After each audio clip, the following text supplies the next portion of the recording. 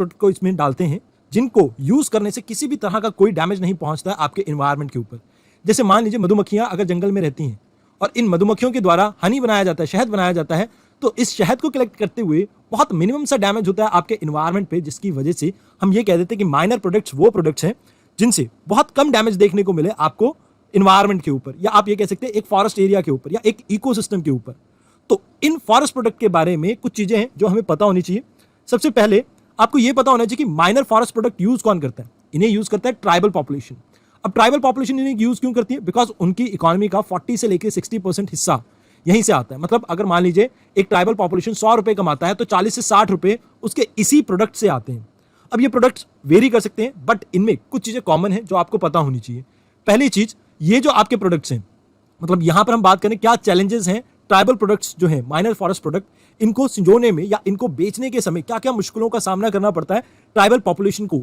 इसी से हमें पता लगेगा कि गवर्नमेंट ने क्यों एमएसपी को लॉन्च किया था, जिससे कहीं ना कहीं वो जो शेड्यूल्ड ट्राइब्स हैं उनकी हेल्प करना चाहते थे।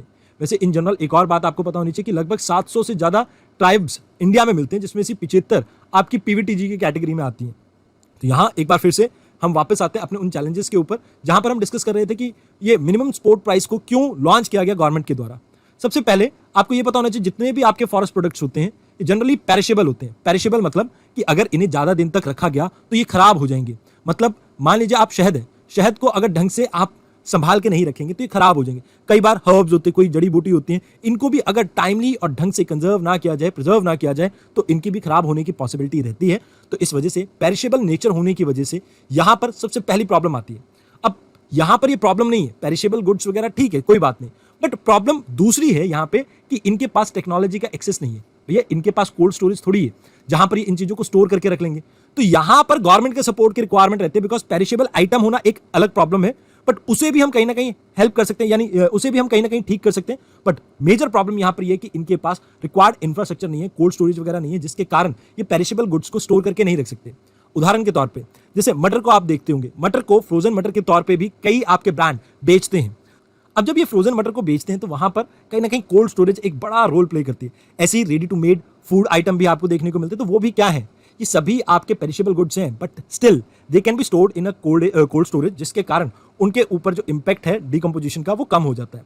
अब डिकम्पोजिशन होता क्या है? जब ऑक्सीजन के इंटेक के कारण कोई भी आपका प्रोडक्ट ऑक्सीडाइज या रिड्यूस हो जाए, इसे कहते हैं हम डिकम्पोजिशन। जहां पर आप ये देखते हैं कि आपके जो ओरिजिनल कंटेंट था, या आप ये कह सकते हैं कि ओरिजिनल जो नेचर था प्रोडक्ट का, वो चेंज हो जाता है। कई बार आपने जैसे टिफिन स्कूल में भूल आए होंगे, बचपन में मेरे साथ भी बहुत बार हुआ है, तो उस टिफिन को अगर 2-3 दिन बाद आप घर लेके आते हैं तो उसमें से बहुत गंदी स्मेल आती है। तो वो जो गंदी स्मेल है दैट इज कहीं ना कहीं उसे ही हम कहते हैं कि पेरिशेबल आइटम के साथ वो भी एक प्रॉब्लम है ऑक्सीडेशन एंड रिडक्शन की। तो ऑक्सीडेशन एंड रिडक्शन के कारण आप ये देखते हैं कि अमूमन जो फैटी ऑयल वगैरह जो चीजें देखने को मिलती हैं प्रोडक्ट में, वो सड़ गल जाती हैं, तो उनकी वजह से बदबू आती है प्रोडक्ट्स में। तो ये सबसे बड़ी प्रॉब्लम है नंबर 1 पेरिशेबल गुड्स होना। अब पेरिशेबल गुड्स चलो ठीक है, अब यहां पर लैक ऑफ होल्डिंग कैपेसिटी। अब देखिए मान लीजिए मैंने बहुत सा हनी कलेक्ट कर लिया, अब इस हनी को मैं स्टोर करके कहीं तो रखूंगा ना, तो इनके पास वो स्टोरेज नहीं है, वो होल्डिंग कैपेसिटी नहीं है, तो जिसकी वजह से प्रॉब्लम आती है इन्हें कि मान लीजिए तेंदू लीव्स वगैरह या कोई और प्रोडक्ट्स को इकट्ठा कर भी लेते हैं और स्टोर करने के लिए इनके पास जगह नहीं है, तो इसकी वजह से यहां पर वो जल्दी ही खराब हो जाएगा। तो पेरिशेबल गुड होना, दूसरी चीज स्टोरेज ना होना, ये दोनों ही कहीं ना कहीं प्रॉब्लम क्रिएट करते हैं। अब मान लो स्टोरेज भी है, सब कुछ है, इन्होंने किसी तरह से उस चीज को डेवलप कर भी लिया। तीसरी प्रॉब्लम आती है कनेक्टिविटी की, यानी इंफ्रास्ट्रक्चर की कमी।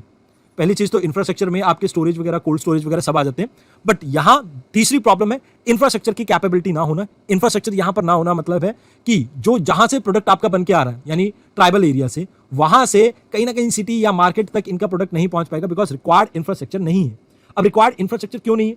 अब देखिए आप सभी को मैंने स्टार्टिंग में बताया था कि जोग्राफिकली आइसोलेटेड एरियाज में रहते हैं, यानी जंगल में काफी अंदर जाके या कुछ ऐसे एरिया में जहां पर डिफिकल्ट ट्रेन वगैरह देखने को मिलते हैं आपको, मतलब इट इज नॉट फिजिबल और easy to reach them, and because of that they can not have access to market, and that is a reason जिसकी वजह से इनका जो सेलिंग पॉइंट है वो कहीं ना कहीं वीक हो जाता है। मान लीजिए इनके पास अच्छे प्रोडक्ट है भी, बट प्रॉब्लम ये आती है कि मार्केट तक ही नहीं पहुंच पाते। चौथी चीज है प्राइस। आप एक चीज समझ के चलिए, जो ये हनी वगैरह, शहद वगैरह बेचते हैं या कोई भी और प्रोडक्ट बेचते हैं, तो इसकी अमूमन ये कीमत बहुत कम रखते हैं, यानी कि मिडिल मैन इनसे बहुत सस्ते में खरीदता है और उसे आगे जाकर महंगे में मार्केट में बेचता है। अब ऑर्गेनिक हनी के नाम से कोई भी बेचेगा तो कम से कम वो हनी 700, 800 या 1000 रुपए का मिल सकता है, बट इन्हें एक्चुअल में अपनी मेहनत का असल प्राइस नहीं मिल पाता, बिकॉज इनको उतनी लिटरेसी रेट नहीं है, इनको उतनी समझ नहीं है, इतनी मार्केट की नॉलेज नहीं है। तो इस वजह से तो कहीं ना कहीं एजुकेशन यहाँ पर प्राइसिंग में इनकी एक प्रॉब्लम क्रिएट करता है, क्योंकि इन्हें सही दाम नहीं पता मार्केट का नहीं पता, तो जिसकी वजह से एक्चुअल में इनके प्रोडक्ट को कोई खरीदता नहीं है। फिर मिडल मैन का एक्सप्लॉयटेशन, जैसे मैंने प्राइसिंग में बताया, ये मिडल मैन सिर्फ यहां पर ही नहीं, हर टाइम इन्हें परेशान करेगा, चाहे सामान लेते टाइम या देते टाइम। दोनों ही केसेस में मिडलमैन अपना प्रॉफिट निकालने के बाद ही इन्हें कुछ देता है, और यहां पर इसकी वजह से इनके प्रोडक्ट्स की कीमत इतनी अच्छी नहीं रहती, इतनी कॉम्पिटिटिव नहीं रहती, जिसकी वजह से इनके प्रोडक्ट के बिकने में कहीं ना कहीं कमी आती है, और इसकी वजह से इनकी इकोनॉमी के ऊपर इंपैक्ट पड़ता है। अब अगला कारण है गवर्नमेंट का इंटरवेंशन नहीं देखने को मिलता है। देखिए, अगर हम बात करें, जैसे कई प्रोडक्ट्स हैं ट्राइबल प्रोडक्ट्स, जो जैसे हर्ब्स है, हर्ब्स मान लीजिए पर्टिकुलरली किसी मौसम में ही उगती होंगी, कोई सीजन होगा पर्टिकुलरली जिसमें ये अच्छे से ब्लॉसम करती है। अब मान लो उस समय या उस मूवमेंट पे अगर आपको गवर्नमेंट इंटरवेंशन या गवर्नमेंट का सपोर्ट नहीं मिलता है, तो ये हर्ब्स को आप कंजर्व नहीं कर पाएंगे। तो एक ये प्रॉब्लम है टाइम एंड स्केल की, जहां पर किस टाइम किस सीजन में आप कौन सी चीज को ट्राइबल पॉपुलेशन कल्टीवेट करती है या यूज करती है, हमें उसका नहीं पता। अगर पता भी होता है तो गवर्नमेंट का इंटरवेंशन टाइमली वहां पर पहुंच भी नहीं पाता है, और जितना उन्हें रिक्वायरमेंट होता है गवर्नमेंट के इंटरवेंशन का, मान लीजिए मुझे कोल्ड स्टोरेज चाहिए या मुझे कुछ और हेल्प चाहिए गवर्नमेंट से, इंफ्रास्ट्रक्चर चाहिए, तो वो टाइमली वो चीजें पहुंच नहीं पाती, ना उस स्केल पे पहुंच पाती है। चौथी चीज, मतलब आखिरी चीज जो यहां पर आपको याद रखनी है, दैट इज इनकी जो बार्गेनिंग पावर है, दैट इज वेरी लो। अब ऐसा क्यों? अगर मान लीजिए मैं अकेला अपने सामान को मार्केट में बेचने जाऊं, तो क्या मार्केट में मेरे सामान की कोई कीमत लगेगी? जैसे हनी बेचने जाऊं, बिल्कुल भी नहीं। अब मैं इसी को मान लीजिए सेल्फ हेल्प ग्रुप के फॉर्म में एक ऑर्गेनाइजेशन बना लेता हूं। इस ऑर्गेनाइजेशन के थ्रू, जैसे लिजर्ड पापड़ बिकते हैं, वैसे इस ऑर्गेनाइजेशन के थ्रू मैं हनी बेचना स्टार्ट करता हूं, तो कहीं ना कहीं उसकी प्रोबेबिलिटी, बार्गेनिंग की पावर थोड़ी ज्यादा रहेगी as compare to a single person. तो जिसके कारण आप इनके साथ काफी प्रॉब्लम देखते कि इकोनॉमी इनकी इतनी दुरुस्त नहीं रहती। अब ये सब चीजें तो हमें पता लगी, बट रिसेंटली गवर्नमेंट ने क्या किया, मिनिस्ट्री ऑफ ट्राइबल अफेयर ने 14 प्रोडक्ट्स के लिए आपके MFP यानी मिनिमम जो आपके माइनर फॉरेस्ट प्रोडक्ट है, इनके लिए MSP लॉन्च किए। अब MSP का फायदा क्या होगा, इन्हें क्या इंपॉर्टेंस है, इन सभी चीजों को भी समझते हैं। पहले हम ये समझते हैं कि माइनर फॉरेस्ट प्रोडक्ट, ये जो हमें पता लगे हैं कि इनके साथ ये प्रॉब्लम है, इनमें क्या क्या चीजें आती हैं, जैसे bamboo, cane, fodder, leaves, gums, wax, resins, और भी बहुत सी चीजें आती है, जैसे नट्स हो गए, वाइल्ड फ्रूट्स हो गए, ये सभी चीजें इसमें आती हैं। ये लगभग आपका मेजर सोर्स ऑफ कहीं ना कहीं इनकम है ट्राइबल पॉपुलेशन के लिए। अब यहां पर आपको पता होना चाहिए कि जैसे ये माइनर फॉरेस्ट प्रोडक्ट जो है, इनको ना केवल फूड प्रोवाइड करती है खाने के लिए, बल्कि इनको शेल्टर्स भी प्रोवाइड करती हैं, इनको मेडिसिन भी प्रोवाइड करती हैं, साथ के साथ कैश इनकम भी प्रोवाइड करती है। वैसे अगर बात की जाए माइनर फॉरेस्ट प्रोडक्ट सेक्टर की, तो ये लगभग 1 करोड़ लोगों को रोजगार प्रोवाइड करने में सक्षम है। बट बात यह है कि गवर्नमेंट इस सेगमेंट को किस तरह से मैनेज करना चाहता है, इसके ऊपर ये चीजें डिपेंड करेंगी। साथ के साथ ये माइनर फॉरेस्ट प्रोडक्ट जो है, ये वुमेन एम्पावरमेंट के लिए भी एक इंपॉर्टेंट रोल प्ले कर सकता है। अब जैसे मैंने आपको कहा था कि लगभग 8 से 9% इंडियन पॉपुलेशन ट्राइबल पॉपुलेशन है, जिसमें 700 से ज्यादा आपके ट्राइब्स देखने को मिलते हैं। हर ट्राइब कोई ना कोई एक यूनिक चीज को प्रोड्यूस करती होगी, और अगर इन यूनिक चीजों को हम मार्केट में सेल करें, अगर मान लीजिए मार्केट को एक एक प्रोडक्ट भी हर एक ट्राइब का क्लिक करता है, तो कहीं ना कहीं यहां पर ना केवल आप इन करोड़ों ट्राइबल पॉपुलेशन की इकोनॉमिक स्थिति को सुधार पाओगे, बल्कि वुमेन एम्पावरमेंट में भी कहीं ना कहीं इंपॉर्टेंट रोल प्ले कर पाओगे। बिकॉज यहां पर जैसे मान लीजिए MSPs वगैरह, इन सब फॉरेस्ट प्रोडक्ट के बारे में बात भी करें, तो मेन से ज्यादा वुमेन इनमें ज्यादा इंडल्ज होती है, क्योंकि जैसे हनी कलेक्शन है, आदमी कहीं ना कहीं और काम पे जाता है, यहां पर वुमेन्स इंश्योर करती हैं कि जो सामान है उसे कैसे बेचा जाए, उसे कैसे यूज किया जाए, कैसे कलेक्ट किया जाए, इन सभी फ्रंट पे मेन से ज्यादा सपोर्ट कौन करता है? वुमेन्स। तो अगर हम इनको कहीं ना कहीं बेटर वे में एक मार्केटिंग के थ्रू बेचेंगे, तो इससे कहीं ना कहीं और ज्यादा इनकम क्रिएट कर सकते हैं हम वुमेन्स के लिए। तो इसी के लिए गवर्नमेंट ने मिनिमम सपोर्ट प्राइस कहीं ना कहीं लॉन्च किया, जो कि एक मैकेनिज्म है आपके मार्केट इंटरफेरेंस का, जहां पर हम कोशिश कर रहे हैं कि जो हमारे को हनी मिलता है या अलग अलग सीड्स वगैरह या हर्ब्स वगैरह मिलती हैं, एक उनका मिनिमम प्राइस फिक्स कर दे, सो दैट ट्राइबल पॉपुलेशन को चीजों को बेचते टाइम दिक्कत ना हो। जैसे गेहूं है या आप चावल को देखते हैं, चावल का मिनिमम प्राइस फिक्स है, तो किसानों को टेंशन नहीं होती, वो उसे उगाएंगे और उतने प्राइस पे गवर्नमेंट उनसे रेडिली खरीदेगी। तो सेम ट्रिफिट भी यही काम करता है। बेसिकली ट्रिफिट ने एक प्लेटफॉर्म भी बनाने की कोशिश की है, जैसे ऑनलाइन, जिसके थ्रू ट्राइबल पॉपुलेशन अपने प्रोडक्ट्स को भी बेच सकते हैं। यहां पर एक और प्रोजेक्ट भी स्टार्ट किया गया, जैसे वनधन, ट्राइबल स्टार्टअप्स को कहीं ना कहीं प्रमोट करने के लिए वनधन योजना में हम कोशिश कर रहे हैं कि हम कैसे जो इनके प्रोडक्ट्स है, जैसे हनी है, हनी को कैसे हम फूड प्रोसेसिंग के थ्रू और बेटर करके वो चीजें इन्हें सिखाएंगे। ज्यादा टेक्नोलॉजी का जहां पर इस्तेमाल ना हो, हम उन्हें बेटर वे में यानी रिफाइंड वे में इस तरह से चाहे उनका ड्रेसअप करना हो, चाहे उन्हें डब्बी वगैरह में डाल के या कैसे भी बेचने का हम एक नया तरीका इजाद करेंगे, जिससे उनकी जो सेम प्रोडक्ट है या तो उसमें वैल्यू एडिशन करके हम प्राइस इंक्रीज करें, या उनका जो लाइक स्टैटिक वैल्यू है उसको बताकर हम वहां से कहीं ना कहीं इसके प्राइसिंग को कहीं ना कहीं प्रॉफिटेबल बना सकें पूरी ट्राइबल पॉपुलेशन के लिए। हम उसके ऊपर कोशिश करें। हम चाहते हैं कि जो भी इनके फॉरेस्ट प्रोडक्ट्स हों उनके लिए इन्हें फेयर प्राइस मिले, सो दैट इनके पास भी एक सोशल सेफ्टी नेट हो। यहां पर हमारी कोशिश यही है कि इनकी जो लाइवलीहुड को है, जो लाइक फॉरेस्ट प्रोडक्ट के ऊपर डिपेंडेंट है, उसको हम कैसे सिक्योर कर सकते हैं, क्योंकि अगर ये सिक्योर होगा तो इसी से आगे चलकर इनकी और बहुत सी परेशानियां हैं वो दूर हो सकती है। जैसे अगर इनके पास पैसा आएगा तो ये हेल्थ, एजुकेशन, इन सभी चीजों पे खर्चेंगे भी। मार्केट से जितना कनेक्ट बनेगा इनका, एक तो मार्केट इनके कल्चर को सीखेगी और ये मार्केट के कल्चर को सीखेंगे। अब जब ये ट्राइबल पॉपुलेशन ना फॉरेस्ट प्रोडक्ट को यूज करती भी है तब भी ये इन्हें कंजर्व करने की कोशिश करती है, बिकॉज इनके लिए जंगल क्या है, भगवान है, गॉड है। अब इससे कहीं ना कहीं दुनिया ये सीख सकती है कि कैसे सस्टेनेबल डेवलपमेंट हम कर सकते हैं, बिकॉज इन कम्युनिटी को जंगल के बारे में हमसे ज्यादा पता होगा।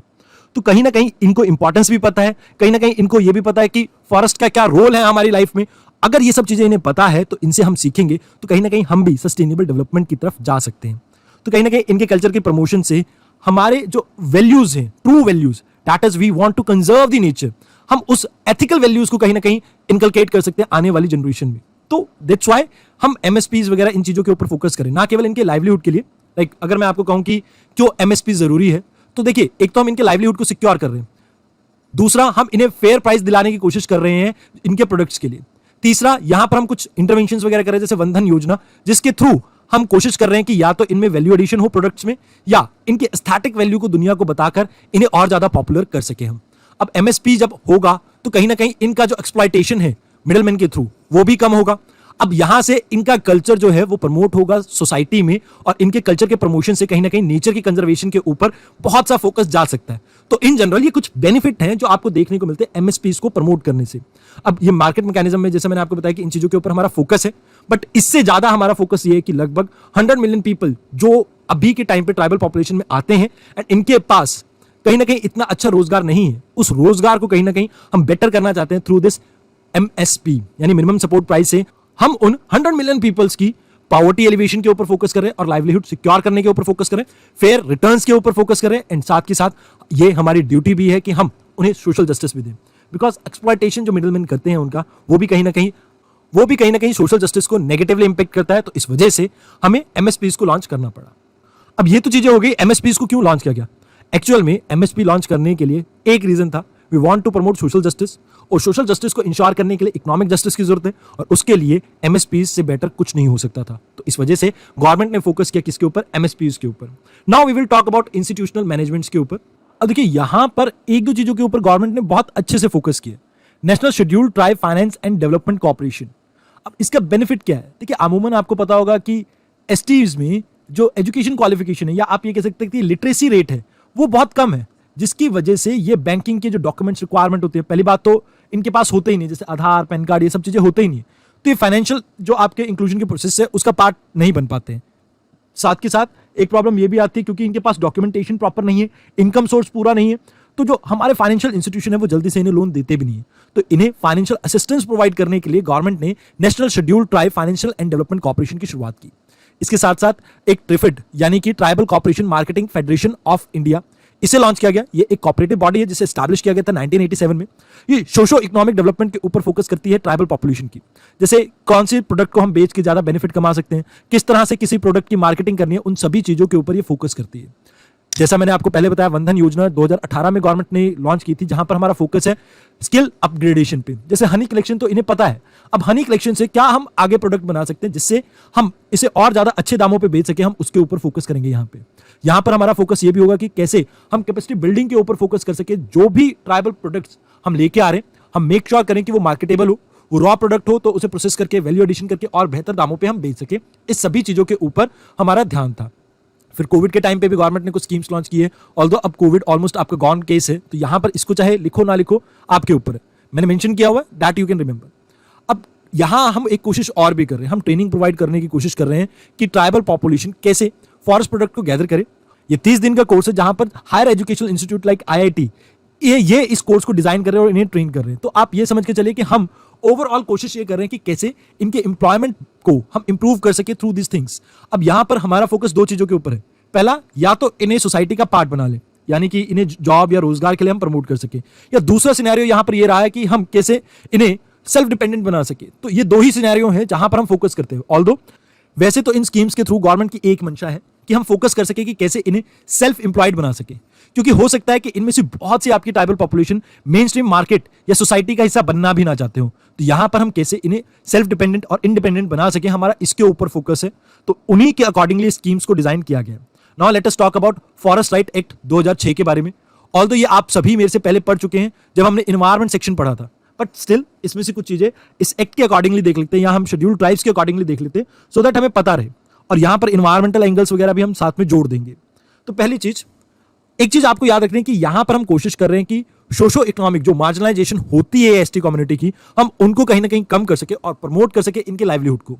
जैसा कि आप सभी जानते हैं कि 60 to 70% या 40 to 60%, जैसे कि मैंने आपको पहले भी बताया, जो ट्राइबल पॉपुलेशन है इनकी जो इनकम है वो डिपेंड करती है फॉरेस्ट प्रोडक्ट्स पे, माइनर फॉरेस्ट प्रोडक्ट पे। अब अगर इन्हें एलिनिएट कर दिया जाए या इन्हें मार्जिनलाइज कर दिया जाए, कहीं ना कहीं इन्हें दूर कर दिया जाए फॉरेस्ट से, तो कहीं ना कहीं इनके जो रोजगार के अवसर है उनके ऊपर इंपैक्ट पड़ता है। और अब हमारी कोशिश ये है कि हम उन राइट्स को इंश्योर कर सके जो कि अंग्रेजों के टाइम इनसे छीने गए थे। अब छीने क्यों गए थे, पहले इसके हिस्टोरिक एंगल पे चलते हैं। देखिए, आप सभी को पता होगा कि अंग्रेजों का मेन फोकस था कि कैसे वो अपना प्रॉफिट इंक्रीज करें। अब प्रॉफिट के लिए उन्हें रेवेन्यू चाहिए था। अब रेवेन्यू ऐसा तो है नहीं कि कोई बंजारा है जो एक जगह से दूसरी जगह पर घूमता फिरता रहता है, वो इजीली तो इन्हें रेवेन्यू देंगे नहीं, क्योंकि आज यहां है कल कहां है कुछ नहीं पता, तो वो टैक्स वगैरह पे नहीं करेंगे। तो यहां पर ये क्या करते थे कि भैया आपको फॉरेस्ट कम्युनिटी वालों को जो भी इंसान होते थे जंगल वगैरह में रहने वाले, उन्हें कहा जाता था कि आपको एक पर्टिकुलर लैंड असाइन कर दिया गया, आप यहां पर रहिए, आप फॉरेस्ट में जाके कुछ नहीं करेंगे। कहीं ना कहीं फॉरेस्ट के अंदर इनकी मूवमेंट को रिस्ट्रिक्ट किया गया, इन्हें सेटल करने की कोशिश की गई, जिसकी वजह से सालों साल इनके जो अधिकार थे उनका शोषण हुआ।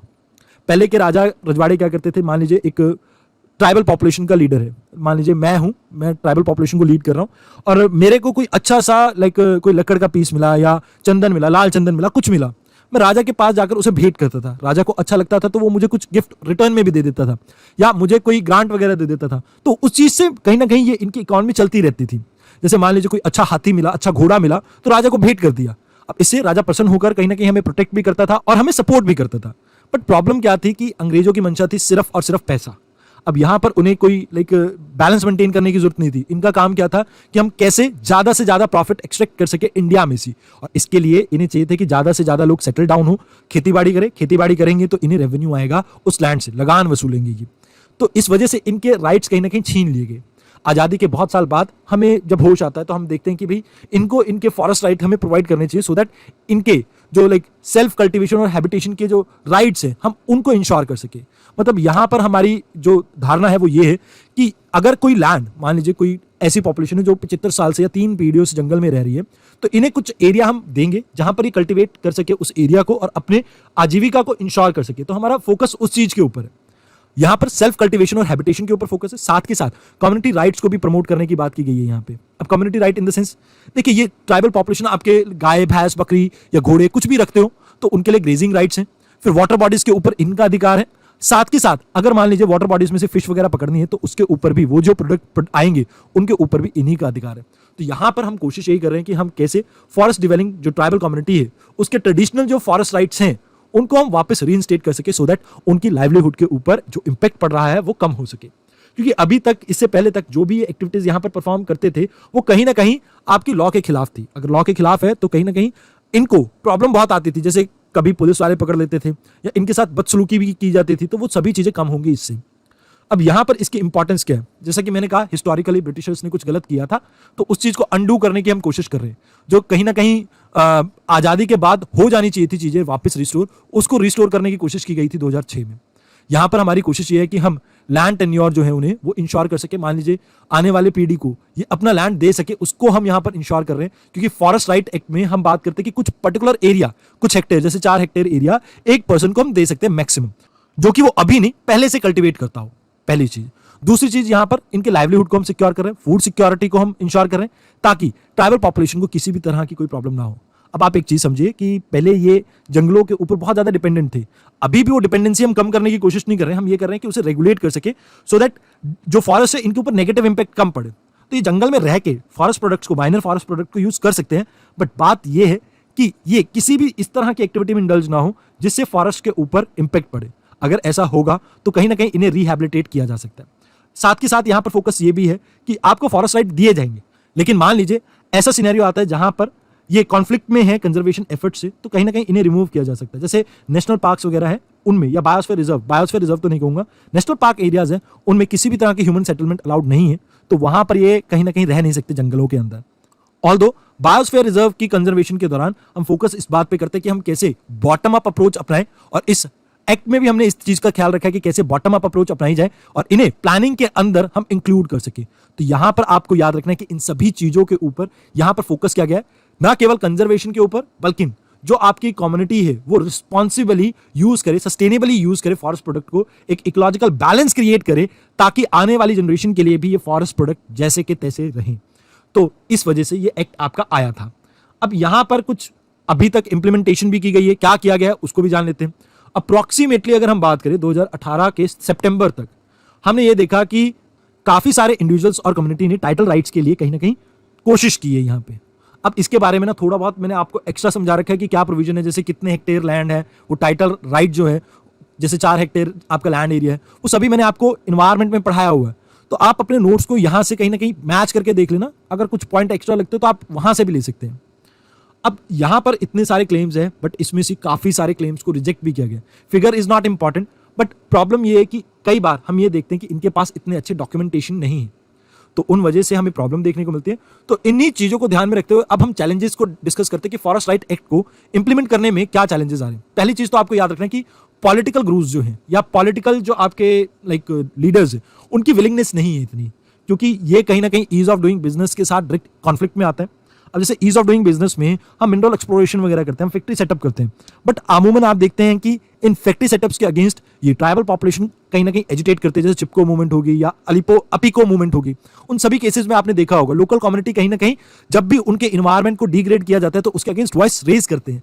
तो कहीं ना कहीं वो जो डेवलपमेंट और इन्वायरमेंट के बारे में हम बात करते हैं, इन्वायरमेंट कंजर्वेशन के बारे में डिबेट जो करते हैं, वो डिबेट अराइज होती है। तो उसमें पॉलिटिकल पार्टी हमेशा डेवलपमेंट को सपोर्ट करती है, जहां पर हमेशा ये कहा जाता है कि भैया छोटी सी पॉपुलेशन के ऊपर इंपैक्ट हो रहा है, बड़ी लार्ज पॉपुलेशन को इससे बेनिफिट होगा, इस वजह से हम इस प्रोजेक्ट को हाँ करते हैं।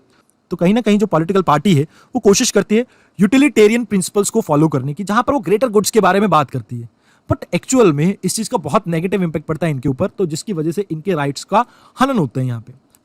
अब दूसरा इशू है सिस्टमैटिक इशू। अब प्रॉब्लम क्या है, जैसे ट्राइबल मिनिस्ट्री होगी, रेवेन्यू फॉरेस्ट वगैरह के बारे में मैंने आपको इन्वायरमेंट में पढ़ाया था, वो हो गए, फॉरेस्ट मिनिस्ट्री होगी, डिपार्टमेंट हो गया, अब इन्वायरमेंट मिनिस्ट्री होगी। ये सारे जो हैं इनकी अलग अलग पॉलिसीज हैं, तो आपस में कोऑर्डिनेशन देखने को नहीं मिलता, और इस लैक ऑफ कोऑर्डिनेशन की वजह से कई बार बहुत से ट्राइबल पॉपुलेशन का जो राइट्स है उनका हनन किया जाता है। अब इंप्लीमेंटेशन बैरियर, अब प्रॉब्लम क्या है कि भैया इनके बहुत से क्लेम्स को हम रिजेक्ट कर देते हैं, या पेंडिंग है, या राइट्स कहीं ना कहीं लिमिट कर दिए जाते हैं। अब ऐसा क्यों? इसके पीछे कारण बहुत से हैं। जैसे आपको मैं पहले भी बता चुका हूं कि जो आपकी ट्राइबल पॉपुलेशन है वो इतनी ज्यादा पढ़ी लिखी नहीं है, तो लिटरेसी रेट लो होने के कारण इनके पास प्रॉपर डॉक्यूमेंटेशन नहीं है। अब डॉक्यूमेंटेशन ना होने की वजह से जो गवर्नमेंट का प्रावधान है कि भैया 75 ईयर से आप या तो वहां पर रह रहे हो या 3 जनरेशन से आप वहां पर रह रहे हो, तो इस चीज को प्रूव कैसे करोगे जब आपके पास कोई डॉक्यूमेंटेशन है ही नहीं? तो जिसके कारण आपको अक्सर ये प्रॉब्लम देखने को मिलता है कि इन्हें उन स्कीम्स के अंदर इंक्लूड नहीं किया जाता, या इन्हें वो फॉरेस्ट राइट एक्ट दिए नहीं जाते। साथ के साथ पेंडिंग होने के कारण ये है, अब जैसे आप जानते हैं कि ब्यूरोक्रेसी में करप्शन बहुत है, करप्शन होने की वजह से प्रॉब्लम ये आती है कि अक्सर इन्हें ऑफिसों के चक्कर कटाए जाते हैं, बेफालतू में इन्हें हरास किया जाता है ताकि ब्राइबरी को प्रमोट किया जा सके। तो वो भी एक इशू है, करप्शन इंडिया में एक मेजर इशू है, जिसकी वजह से इनके राइट्स का हनन होता है। तो यहां पर फंक्शनल या इंप्लीमेंटेशन बैरियर में आप इन चीजों को डाल सकते हैं। बाकी आप रेजिस्टेंस बाय फॉरेस्ट ब्यूरोक्रेसी, क्योंकि उनको पता है कि भैया उनके राइट्स के साथ इनका कहीं ना कहीं स्ट्रेट कहीं ना कहीं वो है, टसल है। ऐसा मैं क्यों कह रहा हूं? क्योंकि अगर फॉरेस्ट राइट एक्ट देंगे तो वहां पर आप देखेंगे टाइटल एक्ट वगैरह सब कुछ दिया, अब जो कंजर्वेशन एफर्ट मैं करना चाहता हूं पर्टिकुलरली वो मैं इंप्लीमेंट नहीं कर पाऊंगा, पहली चीज। अब यहां पर मुझे इन्हें डेवलपमेंट प्लान में साथ में लेके चलना होगा, तो इस वजह से प्रॉब्लम आती है। साथ के साथ डॉक्यूमेंटेशन, इलिटरेसी, अनअवेयरनेस, ये नक्सलिज्म, ये सभी ऐसे कारण है जिसकी वजह से आप देखते हैं कि फॉरेस्ट राइट एक्ट को प्रमोट नहीं किया जा रहा इतना ज्यादा। अब एक और दो प्रॉब्लम है, इन्वायरमेंटल कंसर्न है, जिसके बारे में आपको पता होना चाहिए। जैसे अब मैंने आपको बताया था मिसिंग टाइगर के बारे में, आपने इन्वायरमेंट की मेरी क्लासेस लगाई होंगी तो वहां पर मैंने इसके बारे में बात की थी। ट्राइबल पॉपुलेशन अक्सर देखा जाता है कि जब ये जंगलों में रहते हैं तो कंजर्वेशन एफर्ट्स के ऊपर नेगेटिवली इंपैक्ट पड़ता है। इसके पीछे कारण क्या है? क्योंकि इनके पास पुख्ता कोई लाइवलीहुड नहीं है, फॉरेस्ट के ऊपर डिपेंडेंट है, तो कई बार मनी अर्न करने के लिए, शॉर्टकट के लिए ये गलत कामों में चले जाते हैं, जहां पर ये जो पोचर्स हैं उनकी हेल्प करते हैं, जिसकी वजह से जैसे missing tiger, Sariska tiger reserve के बारे में याद होगा आपको, एनवायरमेंट के लेक्चर में हमने पढ़ा था। तो सेम चीज यहां पर इनके साथ होती है कि भैया ये पोचर्स वगैरह की हेल्प करते हैं, जिसके कारण वाइल्ड लाइफ कंजर्वेशन में हमें दिक्कत होती है, पहली चीज। दूसरी चीज यहां पर जो प्रॉब्लम देते हैं, ये प्रमोट करते हैं स्लैश एंड बर्न कल्टीवेशन को, जैसे नॉर्थ ईस्ट में हमें देखने को मिलता है। अब हमें फॉरेस्ट को कंजर्व करना है और ये परफॉर्म करते हैं स्लैश एंड बर्न एग्रीकल्चर। तो कहीं ना कहीं जब भी ये स्लैश एंड बर्न एग्रीकल्चर को परफॉर्म करते हैं तो इसके कारण बहुत सा नेगेटिव इंपैक्ट देखने को मिलता है हमें फॉरेस्ट के ऊपर, बायोडाइवर्सिटी के ऊपर। और तीसरा रीजन, कई बार जब ट्राइबल पॉपुलेशन आपकी ऐसे एरिया में रह रही है, तो फॉरेस्ट एरिया में, तो ह्यूमन एनिमल कॉन्फ्लिक्ट के कारण भी जानवरों की जान जाने के चांसेस रहते हैं। तो इस वजह से फॉरेस्ट राइट एक्ट को कहीं ना कहीं डिनाई किया जाता है। तो ये भी कुछ रीजन है जिनको आपको ध्यान में रखना चाहिए। ऑल्दो ये मैंने एनवायरमेंट सेक्शन में आपको पढ़ाई थी, तो इस वजह से यहाँ पर आपको ये चीज नहीं देखने को मिलेगी। तो अभी हमें कोशिश ये करनी चाहिए कि हम इन्हें गुड अपॉर्चुनिटीज को प्रोवाइड करें, फॉरेस्ट डेवलपर्स को हम कैसे डेवलप कर सके, इनके राइट्स को कैसे सिक्योर कर सके, इंश्योर कर सके, इसके ऊपर हमें फोकस करना चाहिए। और साथ ही साथ हमें इंश्योर करना चाहिए कि कैसे हम इन्हें फॉरेस्ट डेवलपमेंट एक्टिविटीज में अपने साथ लेकर चले, ताकि हम और ये एक सेम पेज पे हो। तो इस चीज के ऊपर हमें फोकस करना चाहिए। Now let us come to the next part, जहां पर हम बात करेंगे नेशनल कमीशन के बारे में। अब देखिए, नेशनल कमीशन की जब हम बात करते हैं तो आपको ये पता होना चाहिए कि हिस्टोरिकली पहले क्या हुआ करता था। 89 कॉन्स्टिट्यूशनल अमेंडमेंट एक्ट के पहले ये एक ही कमीशन हुआ करता था, जो national commission for schedule caste and schedule tribe के नाम से जाना जाता था। बाद में इन्हें बाइफरकेट कर दिया गया और दो कमीशन बना दिए गए, जिसे national commission for schedule caste NCSC और national commission for schedule tribe NCST के नाम से जाना जाने लगा। अभी हाल फिलहाल में एक और आपका कमीशन बना है, national commission for backward class. जब हम बैकवर्ड क्लास के बारे में बात करेंगे तो हम इस कमीशन के बारे में भी जानेंगे, बट अभी हमारा फोकस सिर्फ इन दोनों कमीशन के बारे में, बिकॉज इन दोनों के बारे में हम बात कर चुके हैं और हमें पता होना चाहिए कि क्या कुछ प्रावधान हमारे कॉन्स्टिट्यूशन में दिए गए हैं। अब सबसे पहले हम बात कर लेते हैं शेड्यूल कास्ट से रिलेटेड जो हमारे प्रोविजंस हैं उनके बारे में, देन शेड्यूल ट्राइब्स के बारे में। शेड्यूल कास्ट से रिलेटेड मान लीजिए कोई भी आपका मैटर है, जैसे मान लीजिए कि कॉन्स्टिट्यूशन में आर्टिकल्स, जैसे आर्टिकल 17 के अंदर आपका कोई प्रावधान गिवन है, अब ये किस तरह से इंप्लीमेंट हो रहा है, क्या ये ठीक से प्रॉपर फंक्शन कर रहा है या नहीं, इसके बारे में ये इन्वेस्टिगेट करते हैं, मॉनिटर करते हैं। या मान लीजिए कोई आपका लीगल लॉ है, जैसे atrocity against the SC/ST community, इसके अगेंस्ट हमारा लॉ है 1989 का। अब ये जो 1989 का लॉ है, ये ढंग से फंक्शन कर रहा है या नहीं, इसको भी इन्वेस्टिगेट करने का काम किसका है, national commission for schedule caste. यहां पर इसके पास एक पावर है, मान लीजिए अगर कोई भी आपका लाइक पर्सन है जो कंप्लेन करता है कि भैया उसके राइट्स का हनन हो रहा है, उसके राइट को डिप्राइव किया जा रहा है, उसको राइट से डिप्राइव किया जा रहा है, तो in that case they can act. मतलब यहां पर वो इंक्वायरी कर सकते हैं उस कंप्लेन के अगेंस्ट, और अगर कोई मान लीजिए गलती कर रहा है तो आप यहां पर लाइक कमीशन कुछ रिकमेंडेशन वगैरह भी दे सकता है कि इसके अगेंस्ट कोई एक्शन लीजिए, या कुछ इस तरह के प्रावधान भी यहां पर गिवन। इसके पास पावर है सिविल कोर्ट की, मतलब किसी को भी कह सकता है कि भैया आप मेरे पास आइए, पेशी लगाइए, आप जो भी कहना है मेरे पास यहां पर कमीशन के पास आके कहिए, तो वैसे भी पावर है यहां पे। साथ ही साथ मान लीजिए सोशो इकोनॉमिक डेवलपमेंट के लिए गवर्नमेंट इनके लिए कोई स्कीम वगैरह लॉन्च करना चाहती है, तो वहां पर national commission for schedule caste ये जाकर इसके मेंबर्स वहां पर बैठ सकते हैं एंड दे कैन डिस्कस कि सेंटर में किस तरह की आप प्लानिंग करेंगे, स्टेट में किस तरह की प्लानिंग करेंगे और बाकी सब चीजें। अब इन सभी चीजों से रिलेटेड इनका जो भी मान लीजिए रिपोर्ट्स वगैरह होगी, उन रिपोर्ट्स को प्रेसिडेंट को सबमिट करते हैं और प्रेसिडेंट इसे आगे फर्दर जैसे पार्लियामेंट के आगे रखते हैं और उसके अकॉर्डिंगली डिस्कस किया जाता है, डिबेट किया जाता है कि किस तरह से गवर्नमेंट फंक्शन कर रही है इनके उत्थान के लिए। तो मोर और लेस अगर मैं आपको कहूं कि ये जो आपका कमीशन है, ये एक तरह से ये करता है कि जो SC/ST कम्युनिटी की, अभी तो हम अभी बात कर रहे हैं हम सिर्फ शेड्यूल कास्ट की, तो जो शेड्यूल कास्ट की प्रॉब्लम्स है, चाहे सोशो इकोनॉमिक और पॉलिटिकल, उनको एड्रेस करने की कोशिश करता है आपका national commission for schedule caste. मान लीजिए कोई भी एट्रोसिटी होती है किसी भी दलित के अगेंस्ट, तो वहां पर ये सुओ मोटो भी एक्ट कर सकते हैं। अब जैसे आपको पता होगा बंगाल इलेक्शन के टाइम पे जो वायलेंस देखने को मिली, तो उसके अंदर इन्होंने सुओ मोटोली एक्ट किया। वहां पर भी एक चीज आपको देखने को मिलती है कि like they can act suo motu. जैसे यूपी में उन्नाव रेप केस है जहां पर दलित महिला के साथ रेप हुआ, तो वहां पर भी इन्होंने सुओ मोटोली एक्ट किया। तो कई जगह है जहां पर ये सुओ मोटोली एक्ट कर सकते हैं अगर कभी भी इन्हें ऐसा लगता है कि किसी भी स्टेट में एट्रोसिटी हो रही है दलित के अगेंस्ट। जैसे राजस्थान में 3 केसेस हुए थे, जैसे मैंने आपको शायद बताया, एक टीचर को जिंदा जला दिया गया था, जिसको उन्होंने पैसे उधार दिए थे, उन लोगों ने उन्हें जलाने की कोशिश की थी। फिर एक बच्चे को थप्पड़ मारा टीचर ने, जिसकी वजह से बच्चे की मृत्यु होगी वहां पर। फिर एक वृद्ध आदमी को बच्चा चोर समझकर लोगों ने पीट दिया जबकि वो सब्जी बेचा करता था। तो वो सभी केसेस क्या है, एक्चुअल में ये एट्रोसिटी है अगेंस्ट दी शेड्यूल कास्ट या दलित्स। अब यहां पर इन सभी का सुओ मोटोली ये कॉग्निजेंस ले सकता है। ये यहां पर ऑफिसर्स को कह सकता है कि हमें भी रिपोर्ट करो, हमें भी बताओ कि क्या हुआ है। अगर इन्हें लगता है कि किसी की गलती है तो यहां पर ये रिकमेंडेशन दे सकता है उसको पनिश करने के लिए। देन एक केस हुआ था सुभाष महाजन केस, अगर शायद आपको पता हो या ना पता हो, फिर भी मैं आपको बता देता हूं। इस केस के अंदर सुप्रीम कोर्ट ने ये कहा कि भैया लाइक सेंट्रल गवर्नमेंट अपनी जो दलीलें हैं वो ढंग से नहीं रख पाई, तो जो आपकी लाइक सुप्रीम कोर्ट है उन्होंने ये कहा कि भैया SC/ST prevention of atrocity act 1989 का जो है, इसके कारण बहुत सा डिस्क्रिमिनेशन हो रहा है लोगों के साथ, जहां पर लाइक लोगों के ऊपर फॉल्स केसेस और एलिगेशंस लगाए जाते हैं। तो इस वजह से सुप्रीम कोर्ट ने इसे डाइल्यूट कर दिया था। अब इसके डाइल्यूट करने के बाद जो आपके national commission for schedule caste है और शेड्यूल ट्राइब, इन्होंने गवर्नमेंट को प्रेशराइज किया, जिसके कारण एक अध्यादेश यानी कि ऑर्डिनेंस पास हुआ और इसके कारण यहां पर यह देखा जाता है कि इस एक्ट को वापस रिस्टोर किया गया।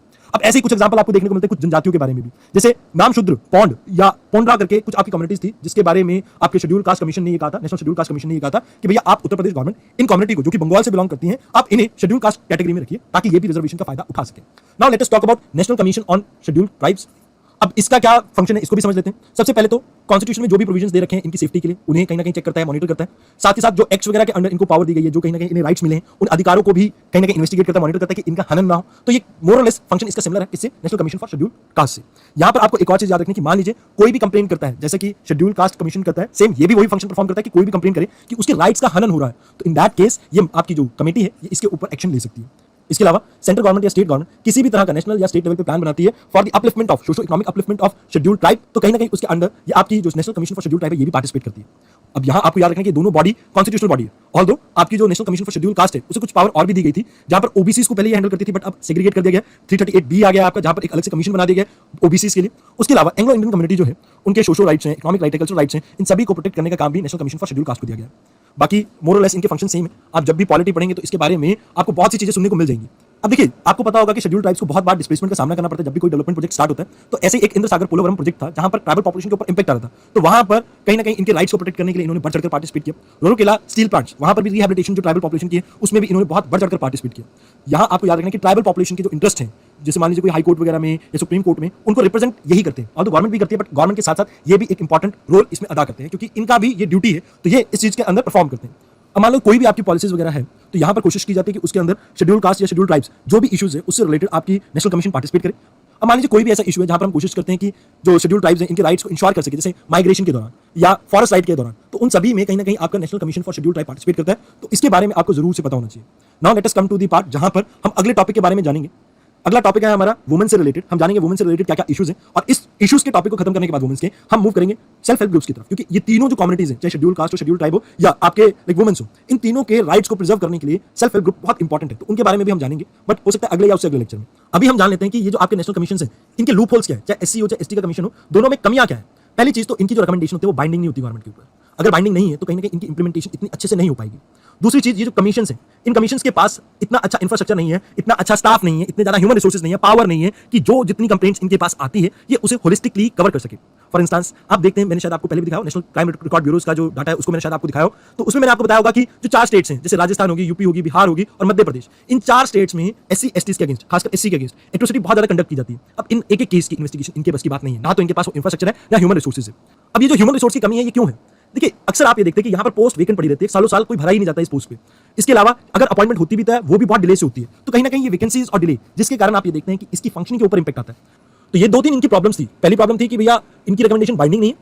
दूसरी प्रॉब्लम ये थी कि भैया इनके पास इंफ्रास्ट्रक्चर नहीं है। तीसरी प्रॉब्लम ह्यूमन रिसोर्स नहीं है। ह्यूमन रिसोर्स ना होने के कारण वैकेंसीज हैं और साथ के साथ डिलेड इन अपॉइंटमेंट्स हैं। तो ये 3-4 रीजंस आपको पता होना चाहिए कि जिसकी वजह से ये आपके कमीशन इफेक्टिवली वर्क नहीं कर रहे हैं। अब सजेशंस में क्या लिख सकते हैं? देखिए, पहला सजेशन तो ये है कि हमें वो कोर एरिया आइडेंटिफाई करने चाहिए जिसके ऊपर अगर हम वर्क करें तो जो एंड रिजल्ट है वो बेटर हो सकता है। उदाहरण के तौर पे अगर मैं एजुकेशन के ऊपर वर्क करूं तो कहीं ना कहीं पॉवर्टी के विशेष साइकिल से इन्हें मैं बाहर निकाल सकता हूं। तो सबसे पहले मेरे को फोकस करना चाहिए एजुकेशन के ऊपर। अब एजुकेशन के साथ साथ कोई और भी कोर्स है तो वो है हेल्थ। क्यों? क्योंकि हेल्थ के ऊपर अगर हम प्रॉपर फोकस करेंगे तो एजुकेशन का आउटपुट और ज्यादा बढ़ेगा। उदाहरण के तौर पे मान लीजिए किसी ट्राइबल पॉपुलेशन के अंदर आयरन की कमी है, या मान लीजिए जो बच्चे हैं जिसमें आयरन की कमी है, इनके ब्रेन तक ऑक्सीजन नहीं पहुंच पाएगा। इसकी वजह से इनकी कंसंट्रेशन लेवल में कमी देखने को मिलेगी, क्योंकि ऑक्सीजन पूरी नहीं पहुंच पा रही है ब्रेन में। अब ब्रेन में ऑक्सीजन नहीं पहुंच पा रही, कंसंट्रेशन नहीं है, तो पढ़ाई में ध्यान कैसे लगेगा? तो health can be the second one. Then we can focus upon skilling. Skilling के ऊपर क्यों? क्योंकि मान लो जो प्रेजेंट जनरेशन में है, 30-40 साल का हो चुका है, उसे तो पढ़ा के अभी कोई बेनिफिट नहीं दिख रहा, तो कोई शॉर्ट टर्म कोर्सेज या किसी चीज के ऊपर ऐसे के ऊपर फोकस करें जिससे वो खुद के लिए कहीं ना कहीं इंप्लॉयमेंट जनरेट कर सके, उसके ऊपर हम फोकस कर सकते हैं। साथ ही साथ हम इनमें इंटरप्रेन्योरल स्किल्स को भी डेवलप कर सकते हैं। तो ये 4-5 इश्यूज हैं, 4-5 कोर इश्यूज हैं, जिसको अगर हम एड्रेस करते हैं तो हम एक तरह से ये कह सकते हैं कि इनके मेजर चैलेंजेस को हम सॉर्ट आउट कर सकते हैं। तो यहाँ पर कमीशन को लेजिस्लेटर के साथ मिलकर इन चीजों के ऊपर फोकस करना चाहिए। इसके अलावा यहाँ पर जैसे मैंने आपको ये चीजें तो वैसे तो पहले बता दी है, बट यहाँ पर हमारा फोकस ये भी होना चाहिए कि कैसे हम इनकी इकोनॉमिक इंपावरमेंट कर सके। अब इकोनॉमिक इंपावरमेंट के लिए 2 चीजों के ऊपर फोकस कर सकते हैं, या 3 कह लीजिए। एजुकेशन के ऊपर फोकस करेंगे तो अपने आप जब काबिल बनेंगे तो कामयाबी आ ही जाएगी। मींस अगर एजुकेशन लेवल अच्छा है तो जॉब अच्छी मिल ही जाएगी, अगर एजुकेशन के ऊपर हम होलिस्टिकली फोकस करते हैं तो। देन स्किलिंग वगैरह के ऊपर कहीं ना कहीं फोकस करेंगे तो अभी करंट लेवल पे हम इंप्लॉयमेंट जनरेट कर सकते हैं। बाकी इनमें इंटरप्रेन्योरल स्किल्स को हम डेवलप करते हैं तो इससे भी बेनिफिट देखने को मिल सकता है।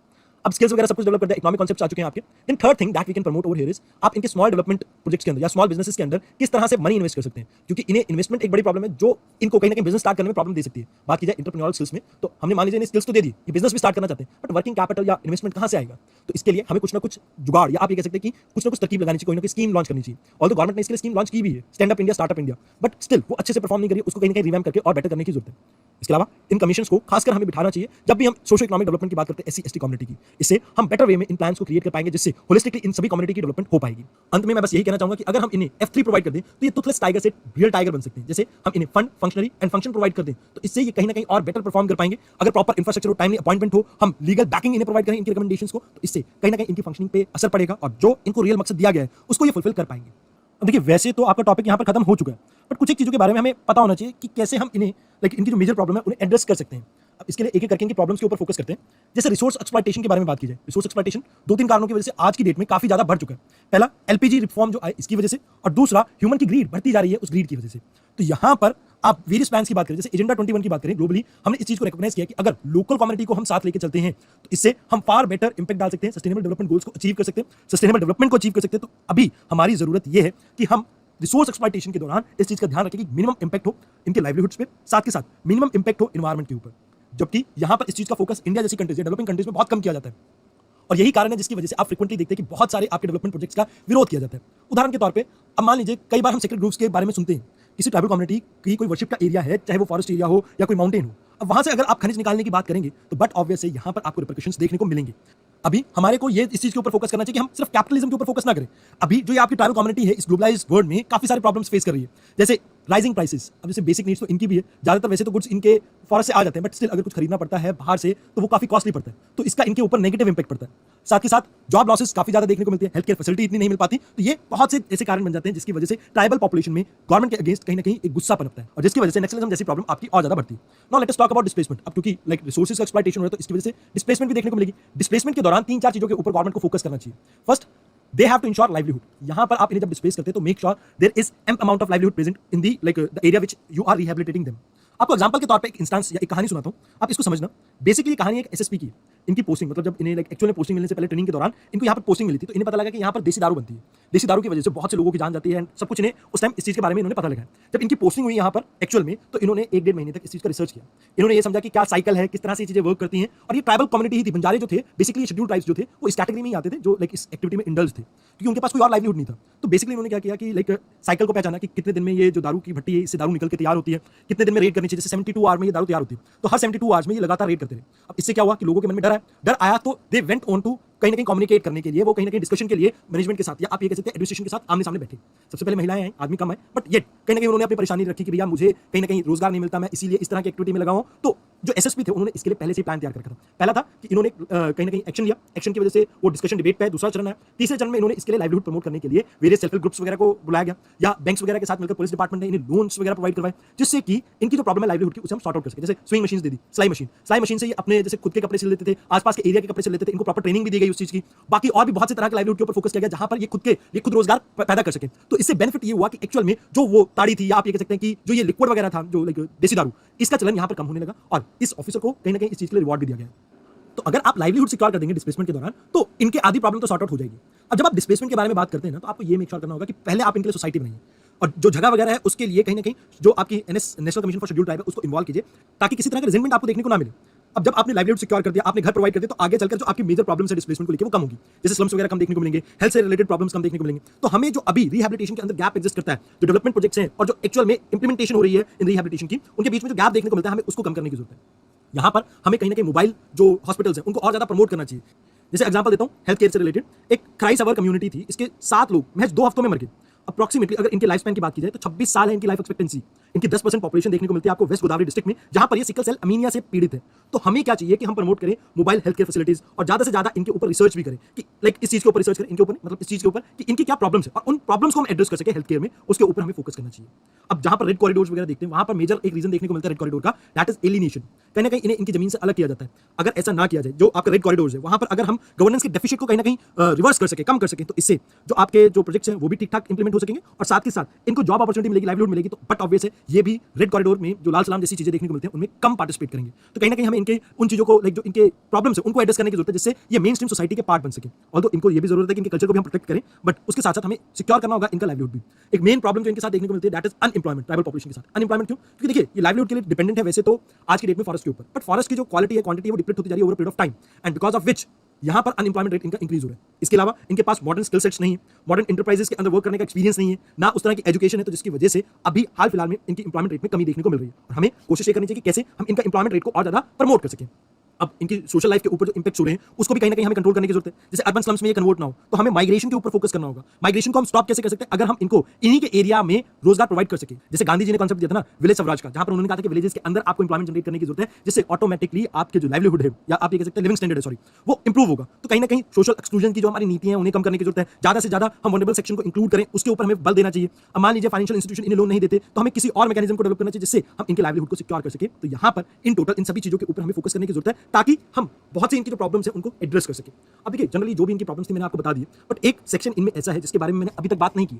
इसके बारे में मैं बात करूंगा कल की क्लास में। कल की क्लास में जब हम वुमेन से रिलेटेड टॉपिक को स्टार्ट करेंगे ना, तो उसमें हम 2 सेक्शंस को देखेंगे। What is the problem of schedule caste में जो वुमेन्स देखने को मिलते हैं उनकी क्या असल में प्रॉब्लम है, देन शेड्यूल ट्राइब्स में जो वुमेन्स देखने को मिलते हैं उनकी क्या प्रॉब्लम है। अगर हम इन 2 कोर्स एरिया को भी देख लेंगे ना, तो कहीं ना कहीं हम लाइक जो ऊपर वाले पार्ट में उनको लिंक कर सकते हैं। जैसे अभी तक जो वीडियोस हुई हैं वो शेड्यूल ट्राइब और शेड्यूल कास्ट के बारे में हुई हैं, तो उन वीडियोस में हमने वुमेन से रिलेटेड एस्पेक्ट को कम डिस्कस किया है। तो अगर हम वुमेन से रिलेटेड इश्यूज को एक साथ होलिस्टिकली डिस्कस कर लेंगे ना, तो वहां पर आप इसको ट्राइबल पॉपुलेशन और शेड्यूल कास्ट पॉपुलेशन के साथ लिंक कर सकते हैं और उनकी प्रॉब्लम को भी कहीं ना कहीं बता सकते हैं कि उनको और ज्यादा वल्नरेबल क्यों बनाया जाता है, क्योंकि एक तो वो वुमेन है प्लस वो शेड्यूल कास्ट या शेड्यूल ट्राइब जैसी कम्युनिटी से बिलोंग करते हैं, तो इससे उनकी वल्नरेबिलिटी और ज्यादा एनहांस हो जाती है। और खासकर अगर